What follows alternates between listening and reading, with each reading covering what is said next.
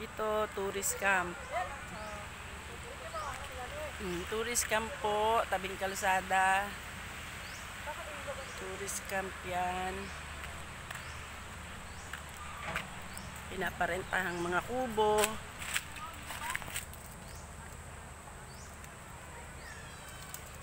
Yan po.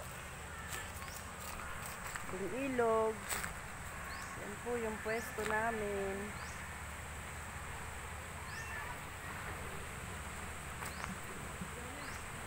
Yan po yung aking ibinibenta na tabing ilog po siya. Na pwedeng paliguan dahil malinaw po.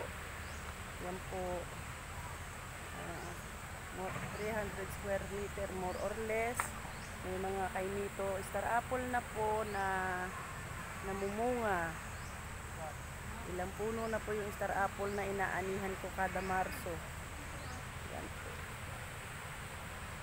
Tabing kalsada rin po siya. Yan po.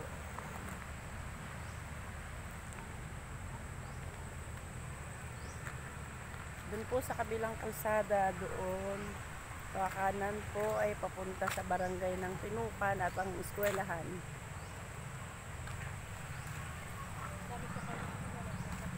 Yan po.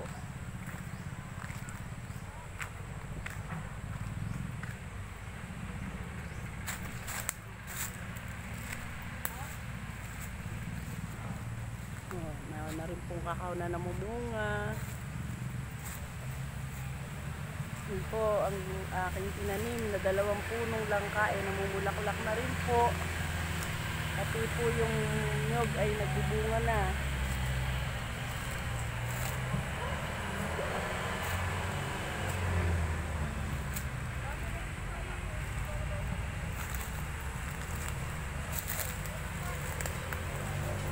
Pwede nyo pong tayuan ng rest house. Na pwede nyo rin parentahan pag may mga nagtutour. Ayun na, may mga sasakyan po na dumadaan.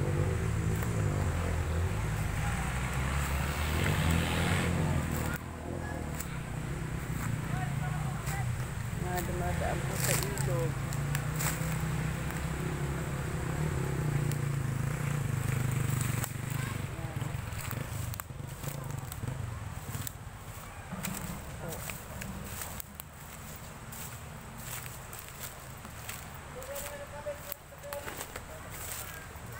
Po tayo sa may tabing ilog.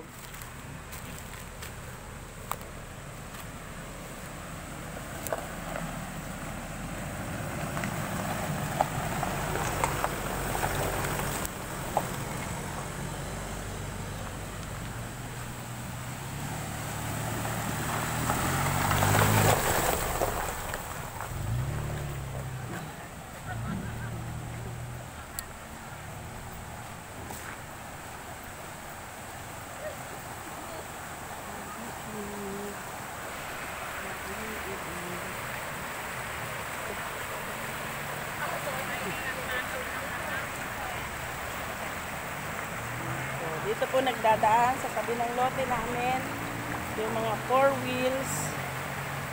Ayan po, may mga rest house po dito sa tabi ng lote namin. Ayan, malinaw po ang tubig. Pwede po talaga kayong maligo.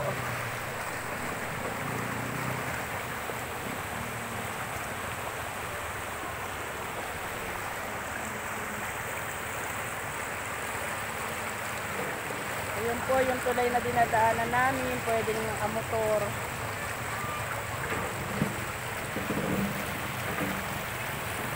Ito po ang barangay Pinukan, Tanay Rizal.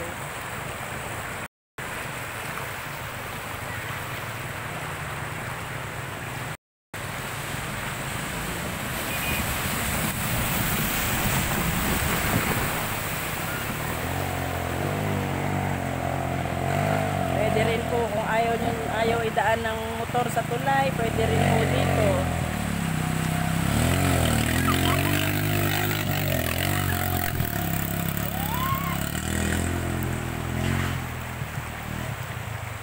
Ayun po yung tulay.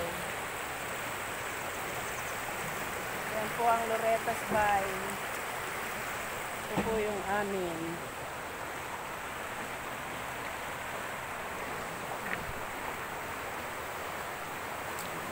dito.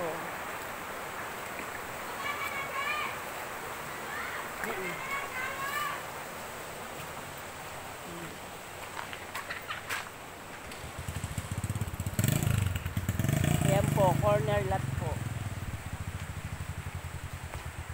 Daya mo nga naman, ikaw nakasakay eh. Ayan po.